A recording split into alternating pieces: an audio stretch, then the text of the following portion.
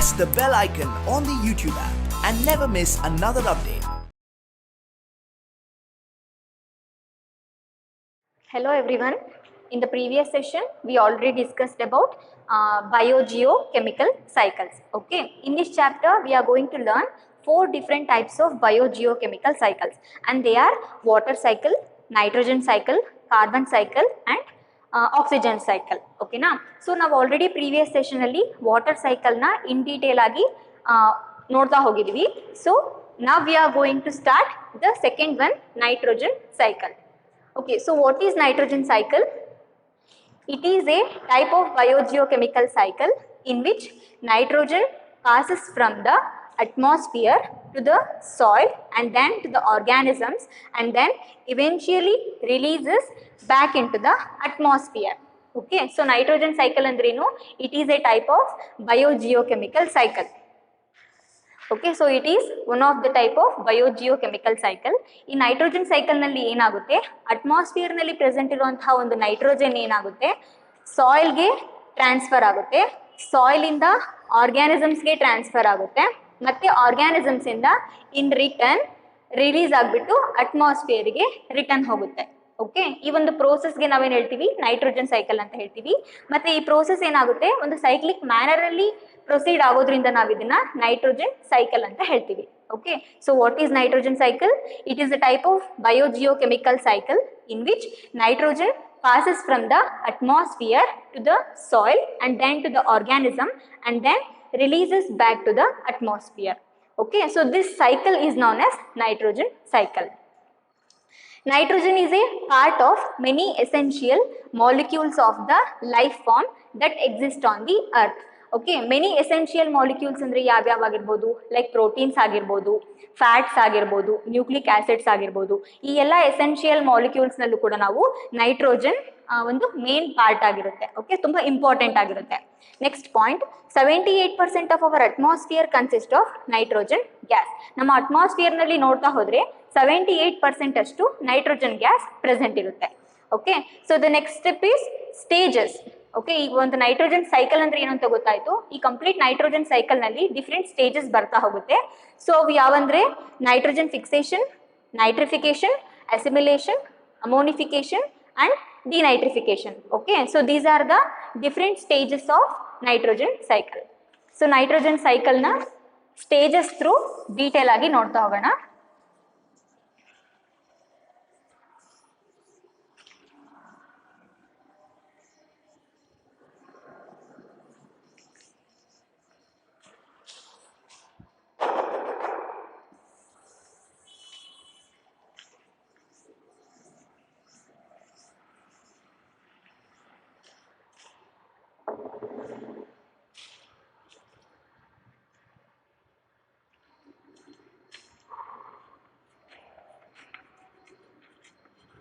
Atmospheric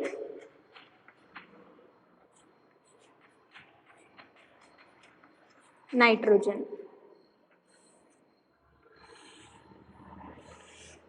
ಓಕೆನಾ, so ನಮಗೀಗ ಗೊತ್ತು ನಮ್ಮ ಅಟ್ಮಾಸ್ಫಿಯರ್ನಲ್ಲಿ 78% ಅಷ್ಟು ನೈಟ್ರೋಜನ್ ಗ್ಯಾಸ್ ಪ್ರೆಸೆಂಟ್ ಇರುತ್ತೆ.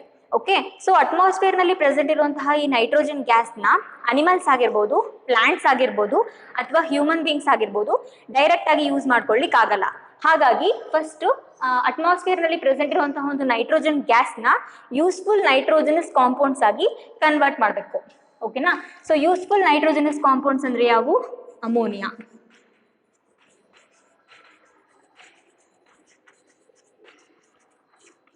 ಅಮೋನಿಯಾ ಆಗಿ ಕನ್ವರ್ಟ್ ಮಾಡಬೇಕು.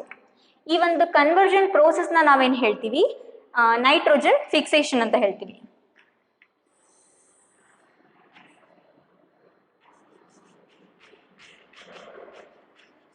Nitrogen fixation. ಓಕೆನಾ, ಸೊ ಈ ನೈಟ್ರೋಜನ್ ಫಿಕ್ಸೇಷನ್ ಯಾವ ಥರ ಈ ಪ್ರೋಸೆಸ್ ಆಗುತ್ತೆ ಅಂದರೆ ಬೈ ಯೂಸಿಂಗ್ ಸಮ್ ಬ್ಯಾಕ್ಟೀರಿಯಾಸ್. ಆ ಬ್ಯಾಕ್ಟೀರಿಯಾಸ್ ಯಾವ್ಯಾವು ಅಂದರೆ ಡಯಾಜೋಟ್ರೋಪ್ಸ್,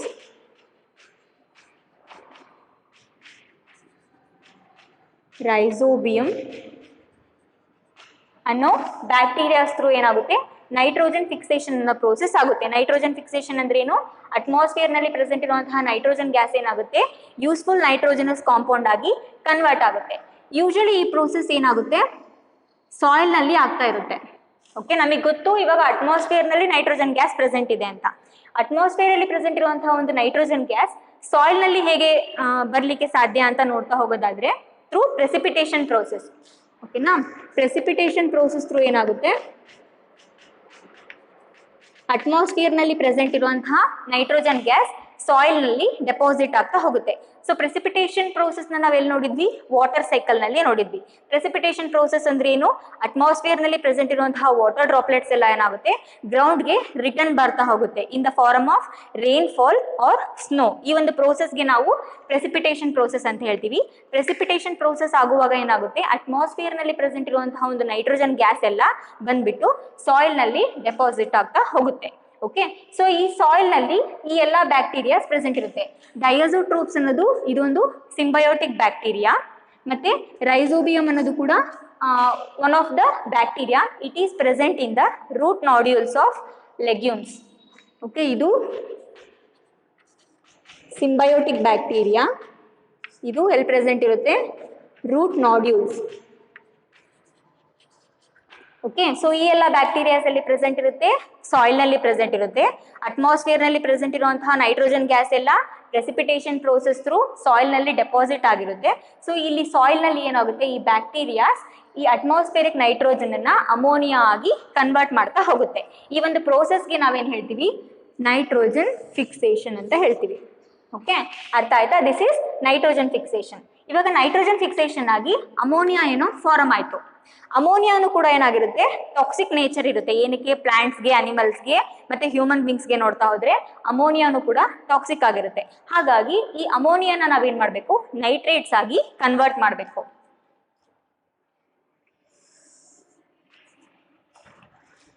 ಓಕೆನಾ?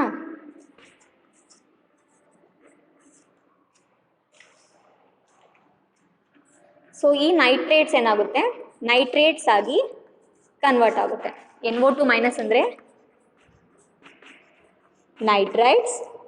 ನೈಟ್ರೈಟ್ಸ್ ಏನಾಗುತ್ತೆ, ನೈಟ್ರೇಟ್ಸ್ ಆಗಿ ಕನ್ವರ್ಟ್ ಆಗುತ್ತೆ.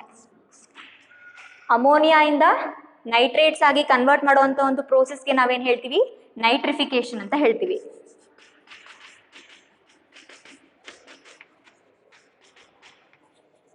Okay, the process of conversion of ammonia into nitrates is known as nitrification, and this nitrification process is carried out with the help of nitrifying bacteria. Nitrifying bacteria ಏನು ಮಾಡ್ತಾ ಹೋಗುತ್ತೆ, ಈ nitrification process ನ ಮಾಡ್ತಾ ಹೋಗುತ್ತೆ. Nitrifying bacteria ಯಾವ್ಯಾವು, ನೈಟ್ರೋಸೋಮೋನಾಸ್, ನೈಟ್ರೋಬ್ಯಾಕ್ಟರ್. Okay, so these are some examples of nitrifying bacteria. So these nitrifying bacteria convert the ammonia into nitrates. ಈ ಒಂದು ಪ್ರೋಸೆಸ್ಗೆ ನಾವು ನೈಟ್ರಿಫಿಕೇಶನ್ ಅಂತ ಹೇಳ್ತೀವಿ. ಓಕೆನಾ? ಸೊ ಇವಾಗ ನೈಟ್ರೇಟ್ಸ್ ಫಾರ್ಮ್ ಆಯಿತು. ಸೊ ಈ ನೈಟ್ರೇಟ್ಸ್ ಎಲ್ಲ ಎಲ್ಲಿ ಪ್ರೆಸೆಂಟ್ ಇರುತ್ತೆ, ಸಾಯಿಲ್ ನಲ್ಲಿ ಪ್ರೆಸೆಂಟ್ ಇರುತ್ತೆ. ಸಾಯಿಲ್ ನಲ್ಲಿ ಪ್ರೆಸೆಂಟ್ ಇರುವಂತಹ ಈ ನೈಟ್ರೇಟ್ಸ್ ನ ಏನ್ ಮಾಡ್ತವೆ, ಪ್ಲಾಂಟ್ಸ್ಗಳು ಯೂಸ್ ಮಾಡ್ಕೋತಾ ಹೋಗುತ್ತೆ. ಓಕೆನಾ? ಸೊ ಸಾಯಿಲ್ನಲ್ಲಿ ಬೆಳೆತಿರುವಂತಹ ಈ ಪ್ಲಾಂಟ್ಸ್ ಆಗಿರ್ಬೋದು, ಟ್ರೀಸ್ ಆಗಿರ್ಬೋದು, ಏನು ಮಾಡುತ್ತೆ, ಸಾಯಿಲ್ನಲ್ಲಿ ಪ್ರೆಸೆಂಟ್ ಇರುವಂತಹ ನೈಟ್ರೇಟ್ಸ್ನ ಯೂಸ್ ಮಾಡಿಕೊಂಡು ಗ್ರೋ ಆಗಲಿಕ್ಕೆ ಸ್ಟಾರ್ಟ್ ಆಗುತ್ತೆ. ಈ ಒಂದು ಪ್ಲಾಂಟ್ಸ್ನ ಒಂದು ಅನಿಮಲ್ ಅಥವಾ ಒಂದು ಹ್ಯೂಮನ್ ಬೀಯಿಂಗ್ ಕನ್ಸ್ಯೂಮ್ ಮಾಡಿದಾಗ ಹ್ಯೂಮನ್ ಬೀಯಿಂಗ್ನ ಬಾಡಿನಲ್ಲಿ ಏನಾಗುತ್ತೆ, ಪ್ರೋಟೀನ್ಸ್ ಟ್ರಾನ್ಸ್ಫರ್ ಆಗಲಿಕ್ಕೆ ಸ್ಟಾರ್ಟ್ ಆಗುತ್ತೆ. ಓಕೆನಾ? ಈ ಪ್ರೋಸೆಸ್ಗೆ ನಾವೇನು ಹೇಳ್ತೀವಿ, ಅಸಿಮಿಲೇಷನ್ ಅಂತ ಹೇಳ್ತೀವಿ.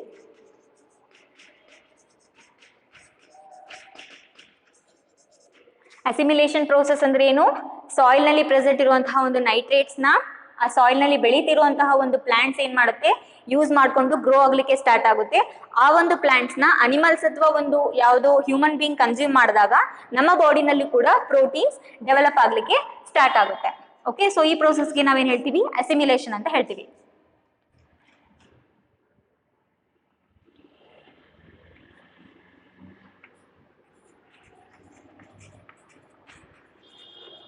Dead plants or animals or their waste.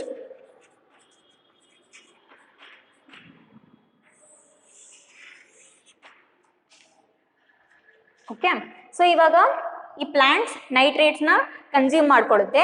ಈ ಪ್ಲಾಂಟ್ಸ್ನ ಅನಿಮಲ್ಸ್ ಅಥವಾ ಹ್ಯೂಮನ್ ಬೀಯಿಂಗ್ಸ್ ಕನ್ಸ್ಯೂಮ್ ಮಾಡಿದಾಗ ನಮ್ಮ ಬಾಡಿನಲ್ಲೂ ಕೂಡ ಏನಾಗುತ್ತೆ, ಪ್ರೋಟೀನ್ಸ್ ಸಿಂಥಸಿಸ್ ಆಗಲಿಕ್ಕೆ ಸ್ಟಾರ್ಟ್ ಆಗುತ್ತೆ. ಪ್ರೋಟೀನ್ಸ್ ಕಂಟೆಂಟ್ ನಮ್ಮ ಬಾಡಿನಲ್ಲಿನೂ ಕೂಡ ಬರಲಿಕ್ಕೆ ಸ್ಟಾರ್ಟ್ ಆಗುತ್ತೆ. ಇವಾಗ ನೆಕ್ಸ್ಟ್ ಏನು, dead plants or animals or their waste. ಈ ಪ್ಲಾಂಟ್ಸ್ನ ಮತ್ತು ಅನಿಮಲ್ಸ್ನ ವೇಸ್ಟ್ ಆಗಿರ್ಬೋದು ಅಥವಾ ಅವುಗಳ ಡೆಡ್ ಬಾಡೀಸ್ ಆಗಿರ್ಬೋದು. ಸೊ ಅವುಗಳ ಡೆಡ್ ಬಾಡಿನಲ್ಲಿ ಮತ್ತು ಅವುಗಳ ವೇಸ್ಟ್ನಲ್ಲಿ ಏನು ಪ್ರೆಸೆಂಟ್ ಇರುತ್ತೆ, organic nitrogen compounds. Organic nitrogen compound present ಇರುತ್ತೆ. ಓಕೆ, ಸೊ ಈ ಆರ್ಗ್ಯಾನಿಕ್ ನೈಟ್ರೋಜನ್ ಕಾಂಪೌಂಡ್ಸ್ ಎಲ್ಲಿ ಪ್ರೆಸೆಂಟ್ ಇರುತ್ತೆ, ವೇಸ್ಟ್ ನಲ್ಲಿ ಪ್ರೆಸೆಂಟ್ ಇರುತ್ತೆ ಅಥವಾ ಡೆಡ್ ಪ್ಲಾಂಟ್ಸ್ ಅಥವಾ ಡೆಡ್ ಅನಿಮಲ್ಸ್ ನ ಬಾಡಿನಲ್ಲಿ ಪ್ರೆಸೆಂಟ್ ಇರುತ್ತೆ. ಓಕೆ, ಸೊ ಈ ಆರ್ಗ್ಯಾನಿಕ್ ನೈಟ್ರೋಜನ್ ಕಾಂಪೌಂಡ್ಸ್ ಎಲ್ಲ ಏನಾಗುತ್ತೆ, ನೆಕ್ಸ್ಟ್ ಅಮೋನಿಯಾ ಆಗಿ ಕನ್ವರ್ಟ್ ಆಗ್ತಾ ಹೋಗುತ್ತೆ. ಈ ಒಂದು ಪ್ರೋಸೆಸ್ಗೆ ನಾವೇನು ಹೇಳ್ತೀವಿ, ಅಮೋನಿಫಿಕೇಶನ್.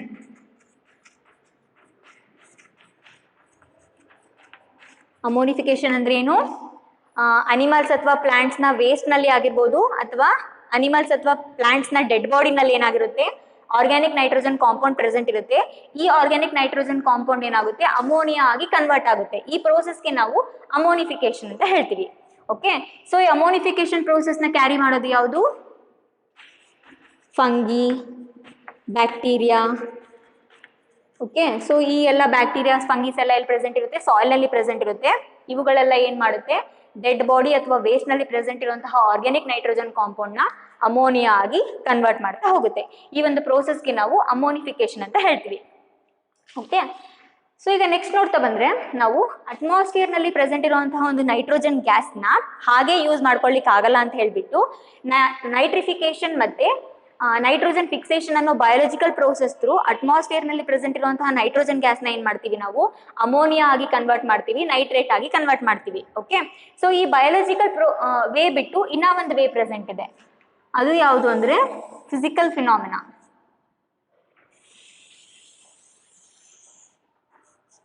ಓಕೆ, ಆ ಫಿಸಿಕಲ್ ಫಿನಾಮಿನಾ ಯಾವುದು, lightning.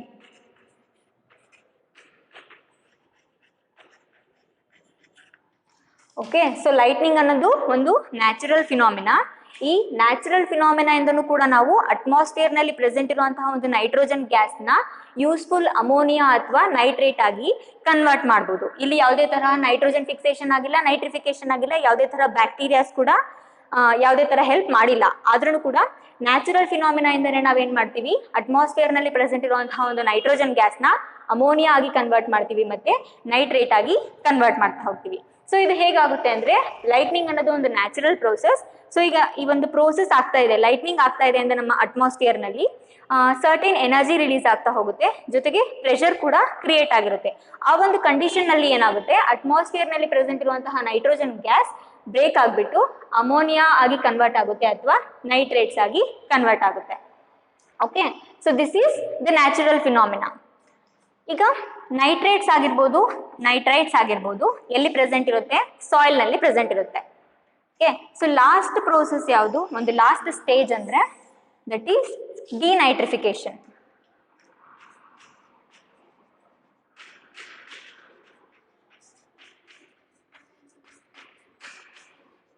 Usually denitrification process carried out by denitrifying bacteria.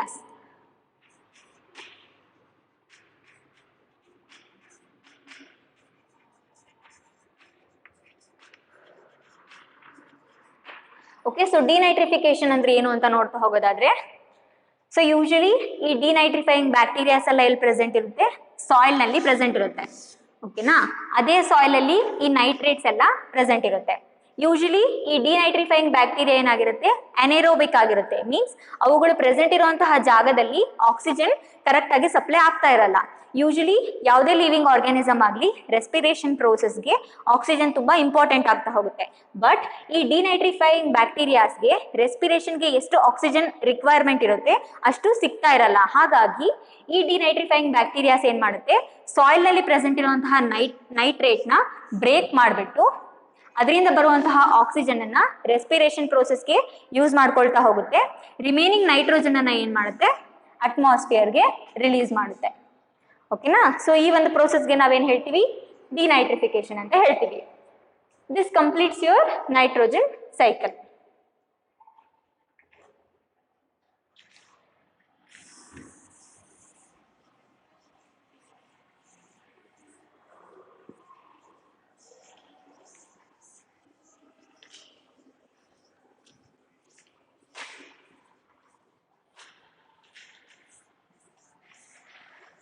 So ಇವಾಗ ಬಯೋಜಿಯೋ ಕೆಮಿಕಲ್ ಸೈಕಲ್ ಅಂದ್ರೆ ಏನು ಅಂತ ಗೊತ್ತಾಯ್ತು.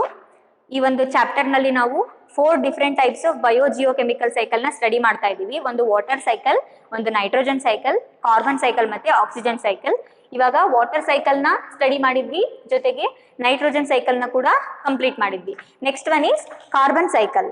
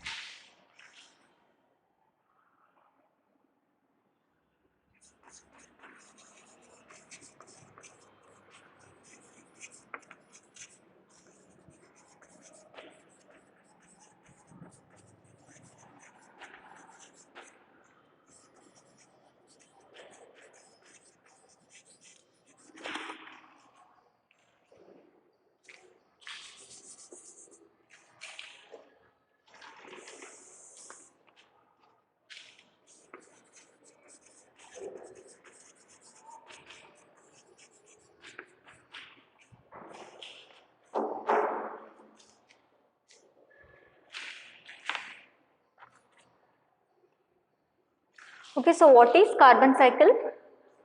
It is a type of biogeochemical cycle in which carbon continuously travel from atmosphere to the earth and then return back to the atmosphere. Okay, so carbon cycle ಅನ್ನೋದು ಕೂಡ ಒಂದು biogeochemical cycle. ಈ carbon cycle ನಲ್ಲಿ ಏನಾಗುತ್ತೆ, atmosphere ನಲ್ಲಿ present ಇರುವಂತಹ ಒಂದು carbon earth ಗೆ ಟ್ರಾನ್ಸ್ಫರ್ ಆಗುತ್ತೆ, ಮತ್ತೆ ಅರ್ತ್ ಇಂದ ಅಟ್ಮಾಸ್ಫಿಯರ್ ಗೆ ರಿಟರ್ನ್ ಟ್ರಾನ್ಸ್ಫರ್ ಆಗ್ತಾ ಹೋಗುತ್ತೆ. ಸೊ ಈ ಪ್ರೋಸೆಸ್ ಏನಾಗಿರುತ್ತೆ, ಕಂಟಿನ್ಯೂಸ್ ಆಗಿ ಆಗ್ತಾ ಇರುತ್ತೆ ಮತ್ತೆ ಸೈಕ್ಲಿಕ್ ಮ್ಯಾನರ್ ಅಲ್ಲಿ ಆಗ್ತಾ ಇರೋದ್ರಿಂದ ನಾವು ಇದನ್ನ ಕಾರ್ಬನ್ ಸೈಕಲ್ ಅಂತ ಹೇಳ್ತೀವಿ. Okay, next point is carbon is found in various forms on the earth. Okay, ನಮ್ಮ ಅರ್ತ್ ನಲ್ಲಿ ನೋಡ್ತಾ ಹೋದ್ರೆ carbon different varieties of forms ಅಲ್ಲಿ ಎಕ್ಸಿಸ್ಟ್ ಆಗಿರುತ್ತೆ. ಅವು ಯಾವುವು ಅಂತ ನೋಡೋದಾದ್ರೆ diamond and graphite. Okay, so diamond and graphite are the elemental form of carbon. Next ನಮ್ಮ ಅಟ್ಮಾಸ್ಫಿಯರ್ ನಲ್ಲಿ ನೋಡ್ತಾ ಹೋದ್ರೆ ಕಾರ್ಬನ್ ಏನಾಗಿರುತ್ತೆ, ಕಂಬೈನ್ಡ್ ಸ್ಟೇಟ್ ನಲ್ಲಿ ಪ್ರೆಸೆಂಟ್ ಇರುತ್ತೆ. ಸೊ ಅದು ಯಾವುದು, carbon dioxide. Okay, next one ಎಂಡೋಸ್ಕೆಲಿಟಲ್ and ಎಕ್ಸೋಸ್ಕೆಲಿಟಲ್.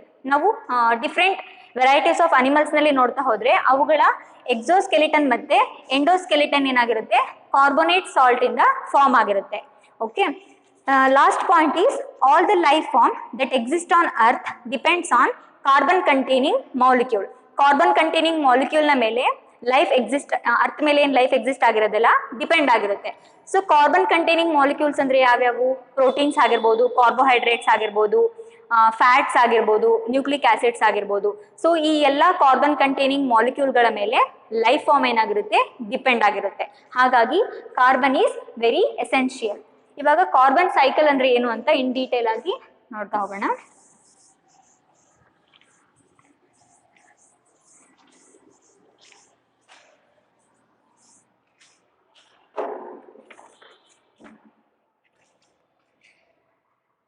Atmospheric carbon.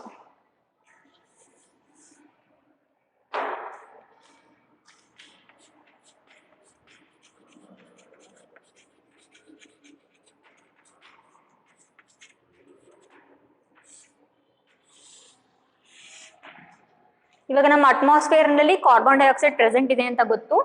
ಎಷ್ಟು ಅಮೌಂಟ್ ಪ್ರೆಸೆಂಟ್ ಇರುತ್ತೆ, 0.03% ಅಷ್ಟು ಕಾರ್ಬನ್ ಡೈಆಕ್ಸೈಡ್ ನಮ್ಮ ಅಟ್ಮಾಸ್ಫಿಯರ್ ನಲ್ಲಿ ಪ್ರೆಸೆಂಟ್ ಇರುತ್ತೆ.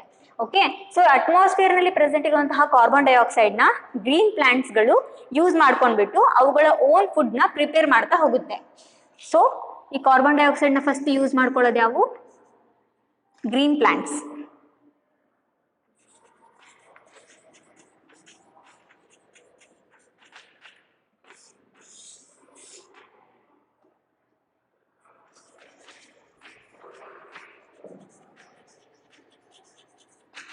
ಓಕೆನಾ, ಈ ಒಂದು ಪ್ರೋಸೆಸ್ಗೆ ನಾವೇನು ಹೇಳ್ತೀವಿ, ಫೋಟೋಸಿಂಥಸಿಸ್ ಅಂತ ಹೇಳ್ತೀವಿ.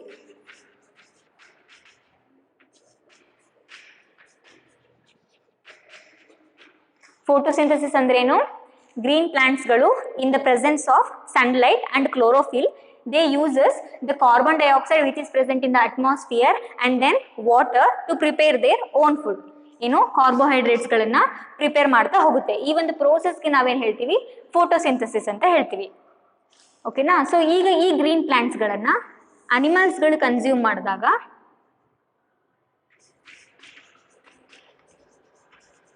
ಈ ಕಾರ್ಬೋಹೈಡ್ರೇಟ್ಸ್ ಎಲ್ಲ ಏನಾಗುತ್ತೆ, ಅನಿಮಲ್ಸ್ನ ಬಾಡಿಗೂ ಕೂಡ ಟ್ರಾನ್ಸ್ಫರ್ ಆಗ್ತಾ ಹೋಗುತ್ತೆ.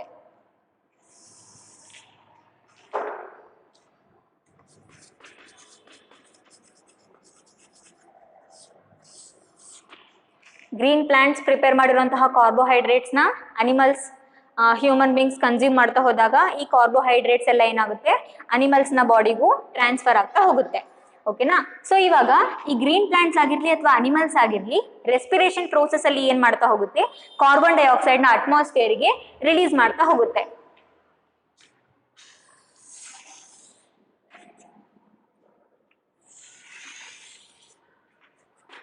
ಯಾವ process, respiration.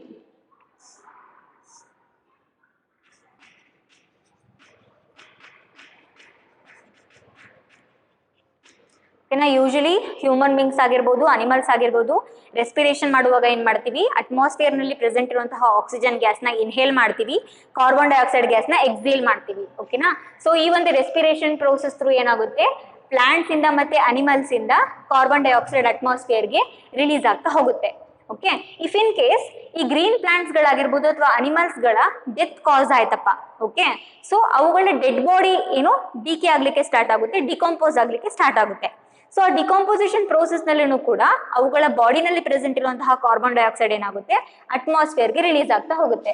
So first one respiration, and second one is decomposition. ಓಕೆನಾ, ಗ್ರೀನ್ ಪ್ಲಾಂಟ್ಸ್ ಆಗಿರ್ಬೋದು ಅಥವಾ ಅನಿಮಲ್ಸ್ ಆಗಿರ್ಬೋದು, respiration process through carbon dioxide ನ ರಿಲೀಸ್ ಮಾಡ್ತಾ ಹೋಗುತ್ತೆ.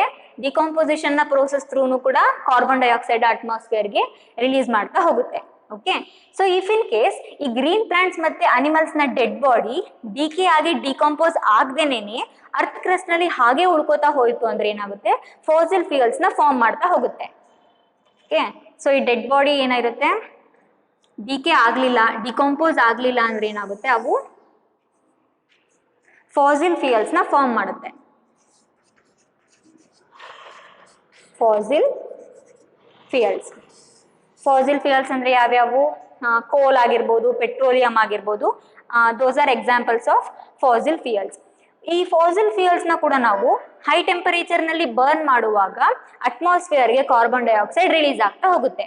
ಈ ಒಂದು ಫಾಸಿಲ್ ಫ್ಯೂಯಲ್ಸ್ ನ ಹೈ ಟೆಂಪರೇಚರ್ ನಲ್ಲಿ ಬರ್ನ್ ಮಾಡೋ ಪ್ರೋಸೆಸ್ಗೆ ಏನ್ ಹೇಳ್ತೀವಿ, ಡಿಕಾಂಪೋಸಿಷನ್ ಅಂತ ಹೇಳ್ತೀವಿ. Okay,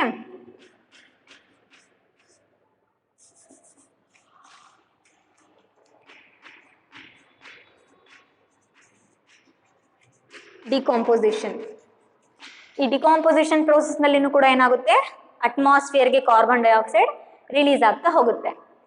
so next, in case ಏನಾದರೂ ಈ ಅಟ್ಮಾಸ್ಫಿಯರಿಕ್ ಕಾರ್ಬನ್ ಡೈಆಕ್ಸೈಡ್ ವಾಟರ್ನ ಜೊತೆಗೆ ರಿಯಾಕ್ಟ್ ಮಾಡಿದ್ರೆ, ವಾಟರ್ನ ಜೊತೆಗೆ ರಿಯಾಕ್ಟ್ ಮಾಡಿದ್ರೆ ಏನಾಗುತ್ತೆ, ಕಾರ್ಬೋನೇಟ್ಸ್ನ ಫಾರ್ಮ್ ಮಾಡುತ್ತೆ.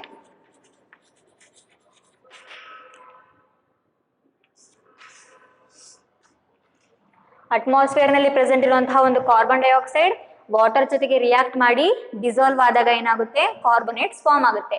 ಈ ಕಾರ್ಬೋನೇಟ್ಸ್ ನ ಎಲ್ಲ ಮರೈನ್ ಅನಿಮಲ್ಸ್ ಯೂಸ್ ಮಾಡ್ಕೊಳ್ತಾ ಹೋಗ್ತವೆ. ಏನಕ್ಕೆ, for the formation of their shells. Usually ನಾವು ಮರೈನ್ ಅನಿಮಲ್ಸ್ ನ ನೋಡ್ತಾ ಹೋಗೋದಾದ್ರೆ ಸ್ನೇಲ್ಸ್ ಆಗಿರ್ಬೋದು, ಟಾರ್ಟಾಯ್ಸ್ ಆಗಿರ್ಬೋದು, ಅವುಗಳಿಗೆಲ್ಲ ಶೆಲ್ ಫಾರ್ಮೇಶನ್ ಆಗಿರುತ್ತೆ. ಓಕೆನಾ, ಸೊ ಆ ಮರೈನ್ ಅನಿಮಲ್ಸ್ ಏನ್ ಮಾಡುತ್ತೆ, ವಾಟರ್ ನಲ್ಲಿ ಡಿಸಾಲ್ವ್ ಆಗಿರುವಂತಹ ಈ ಕಾರ್ಬೋನೇಟ್ಸ್ ನ ಯೂಸ್ ಮಾಡ್ಕೊಂಡ್ಬಿಟ್ಟು ಅವುಗಳ ಶೆಲ್ ಫಾರ್ಮೇಶನ್ ಮಾಡ್ಕೊತಾ ಹೋಗಿರುತ್ತೆ. ಓಕೆನಾ, ಸೊ ನೆಕ್ಸ್ಟ್, ಈ ಕಾರ್ಬೋನೇಟ್ಸ್ ಏನಾದ್ರು combines with calcium,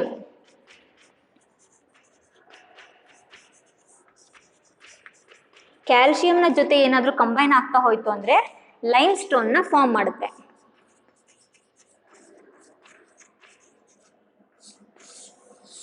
okay, carbonates ಏನಾದರೂ ಕ್ಯಾಲ್ಸಿಯಂನ ಜೊತೆ ಕಂಬೈನ್ ಆದಾಗ ಲೈಮ್ ಸ್ಟೋನ್ ಫಾರ್ಮ್ ಆಗ್ತಾ ಹೋಗುತ್ತೆ. If this lime stone undergoes a subduction process,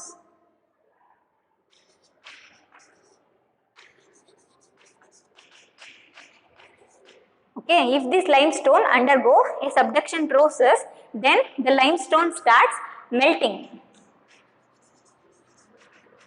melt ಆಗ್ಲಿಕ್ಕೆ ಸ್ಟಾರ್ಟ್ ಆಗುತ್ತೆ. and then carbon dioxide releases with volcanic eruption. Okay, so volcanic eruption ಆದಾಗೂ ಕೂಡ ಏನಾಗುತ್ತೆ, ಕಾರ್ಬನ್ ಡೈಆಕ್ಸೈಡ್ ಅಟ್ಮಾಸ್ಫಿಯರ್ಗೆ ರಿಲೀಸ್ ಆಗ್ತಾ ಹೋಗುತ್ತೆ. Okay, so this is about your carbon cycle.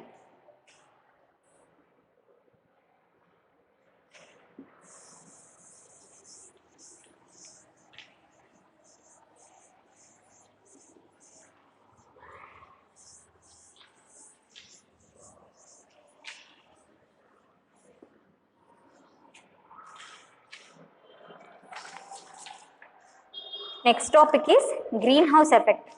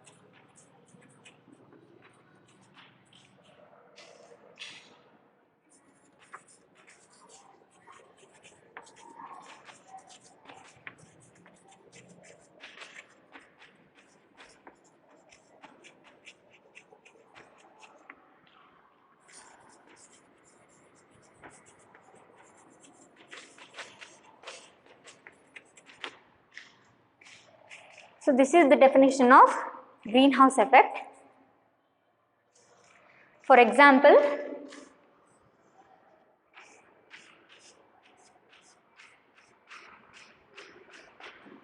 ಸನ್ನ consider ಮಾಡೋಣ. ಸನ್ನಿಂದ ಬರ್ತಾ ಇರುವಂತಹ ಸೋಲಾರ್ ರೇಡಿಯೇಷನ್ ಅಲ್ಲಿ some amount of infrared radiation ಕೂಡ ಪ್ರೆಸೆಂಟ್ ಇರುತ್ತೆ. So this is the earth surface. Solar radiation coming from the sun also contain some amount of infrared radiation. Infrared radiation. When this infrared radiation reaches the surface of the earth, then small amount of infrared radiation gets absorbed by the earth surface. ಓಕೆನಾ? ಯಾವಾಗ ಈ solar radiation earth ನ surface reach ಮಾಡುತ್ತೆ ಅವಾಗ ಆ radiation ಅಲ್ಲಿ some amount of radiation ನ earth surface ಏನ್ ಮಾಡ್ತಾ ಹೋಗುತ್ತೆ, ಅಬ್ಸರ್ವ್ ಮಾಡ್ತಾ ಹೋಗುತ್ತೆ. Okay, then the remaining infrared radiation gets reflected back by the surface of the earth. Remaining ಇರುವಂತಹ ಇನ್ಫ್ರಾರೆಡ್ ರೇಡಿಯೇಷನ್ ಎಲ್ಲ ಏನಾಗುತ್ತೆ, ಅರ್ತ್ ನ ಸರ್ಫೇಸ್ ಇಂದ ರಿಫ್ಲೆಕ್ಟ್ ಆಗಿ ರಿಟರ್ನ್ ಹೋಗ್ಲಿಕ್ಕೆ ಸ್ಟಾರ್ಟ್ ಮಾಡುತ್ತೆ. ಯೂಶಲಿ ನಮಗೆ ಗೊತ್ತು, ನಮ್ಮ ಅಟ್ಮಾಸ್ಫಿಯರ್ ನಲ್ಲಿ ಗ್ರೀನ್ ಹೌಸ್ ಗ್ಯಾಸಸ್ ಪ್ರೆಸೆಂಟ್ ಇರುತ್ತೆ. Okay, so green house gases ಅಂದ್ರೆ ಯಾವಾಗಿರ್ಬೋದು, carbon dioxide example. Okay, for example carbon dioxide ನ ತಗೊಳ್ಳೋಣ. Carbon dioxide gas is a greenhouse gas. ಈ ಒಂದು ಗ್ರೀನ್ ಹೌಸ್ ಗ್ಯಾಸ್ಗೆ ಒಂದು ಪ್ರಾಪರ್ಟಿ ಇರುತ್ತೆ. ಆ ಪ್ರಾಪರ್ಟಿ ಏನಪ್ಪಾ ಅಂದ್ರೆ, they trap the heat from the reflected infrared radiation. Reflect ಆಗ್ತಾ ಇರುವಂತಹ ಇನ್ಫ್ರಾರೆಡ್ ರೇಡಿಯೇಷನ್ ಇಂದ ಹೀಟ್ ನ ಟ್ರ್ಯಾಪ್ ಮಾಡ್ತಾ ಹೋಗ್ತವೆ. ಯಾವು? ಈ ಗ್ರೀನ್ ಹೌಸ್ ಗ್ಯಾಸಸ್ಗಳು. ಹೀಟ್ ನ ಟ್ರ್ಯಾಪ್ ಮಾಡೋದ್ರಿಂದ ಏನ್ ಮಾಡುತ್ತೆ, the stop the escaping of heat from the earth atmosphere. Earth ನ ಅಟ್ಮಾಸ್ಫಿಯರ್ ಇಂದ ಹೀಟ್ ಎಸ್ಕೇಪ್ ಆಗಿ ಹೋಗೋದನ್ನ ಸ್ಟಾಪ್ ಮಾಡ್ತಾ ಹೋಗುತ್ತೆ and hence maintains the temperature on the earth. Okay, ಏನ್ ಮಾಡುತ್ತೆ, maintains the temperature on earth. Okay, ಈ ಒಂದು ಪ್ರೋಸೆಸ್ಗೆ ನಾವೇನ್ ಹೇಳ್ತೀವಿ, ಗ್ರೀನ್ ಹೌಸ್ ಎಫೆಕ್ಟ್ ಅಂತ ಹೇಳ್ತೀವಿ. ಓಕೆ, ಡೆಫಿನೇಷನ್ ಏನಿದೆ, the heating of earth atmosphere due to trapping of heat from the reflected infrared radiation by the surface of earth by green house gases is known as green house effect. ಓಕೆನಾ? So usually nowadays ನಾವು observe ಮಾಡ್ತಾ ಹೋಗೋದಾದ್ರೆ ನಮ್ಮ atmosphere ನಲ್ಲಿ carbon dioxide ನ concentration ಏನಾಗ್ತಾ ಇದೆ, increase ಆಗ್ತಾ ಇದೆ. ಏನಕ್ಕೆ? This is because of some human activities like combustion of fuels. Combustion of fuels ಅಂದ್ರೆ ಏನು? ಫ್ಯೂಯಲ್ಸ್ ನ ಹೈ ಟೆಂಪರೇಚರ್ ನಲ್ಲಿ ಬರ್ನ್ ಮಾಡೋ ಪ್ರೋಸೆಸ್ಗೆ ನಾವು ಕಂಬಸ್ಟನ್ ಅಂತ ಹೇಳ್ತೀವಿ. ಕಂಬಸ್ಟನ್ ನ ಪ್ರೋಸೆಸ್ ನಲ್ಲಿನೂ ಕೂಡ ಅಟ್ಮಾಸ್ಫಿಯರ್ ಗೆ large amount of carbon dioxide ಏನಾಗುತ್ತೆ, ರಿಲೀಸ್ ಆಗ್ತಾ ಹೋಗುತ್ತೆ.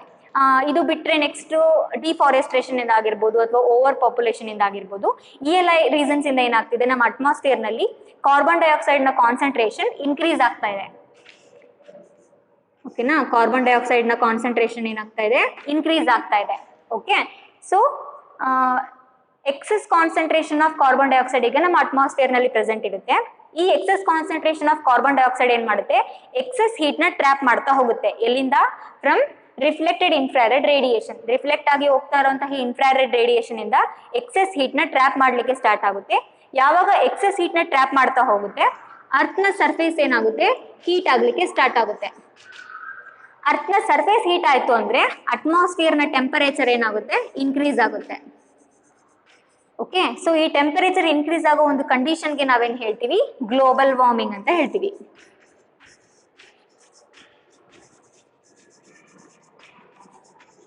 ಸೊ ಗ್ಲೋಬಲ್ ವಾರ್ಮಿಂಗ್ ಏನಕ್ಕಾಗೋದು, ನಮ್ಮ ಅಟ್ಮಾಸ್ಫಿಯರ್ ನಲ್ಲಿ ಗ್ರೀನ್ ಹೌಸ್ ಗ್ಯಾಸಸ್ ಜಾಸ್ತಿ ಕಾನ್ಸಂಟ್ರೇಷನ್ ಅಲ್ಲಿ ಪ್ರೆಸೆಂಟ್ ಇರೋದ್ರಿಂದ ಗ್ಲೋಬಲ್ ವಾರ್ಮಿಂಗ್ ಆಗ್ತಾ ಹೋಗುತ್ತೆ. Okay, so this is about the green house effect.